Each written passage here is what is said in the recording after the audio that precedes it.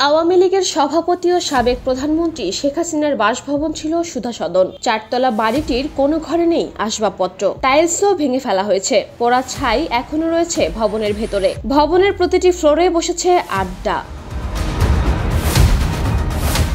পরিত্যক্ত এই ভবনে যারা আড্ডা দিচ্ছেন তাদের বয়স 14 থেকে 16 বছর। মূলত মাদক সেবন করছে তারা। নজরদারির অভাবে বাড়িটি এখন অপরাধের স্বর্গরাজ্যে পরিণত হয়েছে। যদিও পুলিশের দাবি বাড়িটি তাদের নজরদারিতে আছে।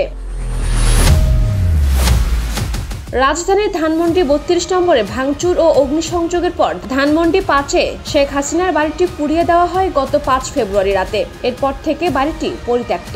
বাড়িটি এখন মাদক সেবী আর কিশোর গ্যাংয়ের আখড়ায় পরিণত হয়েছে। এই বিষয়ে একটি সংবাদ প্রকাশ করেছে জাতীয় দৈনিক আজকের পত্রিকা।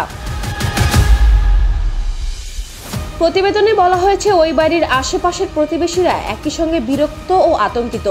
আশেপাশের বাড়ির কয়েকজন কেয়ারটেকারের সঙ্গে কথা বলে জানা যায়, এই বাড়িতে চলছে মাদক সেবন সহ নানা ধরনের অপরাধ ও অনৈতিক কর্মকাণ্ড। ফলে এই বাড়ি সংলগ্ন সড়ক দিয়ে চলাচলকারীরাও ভয়ে থাকেন।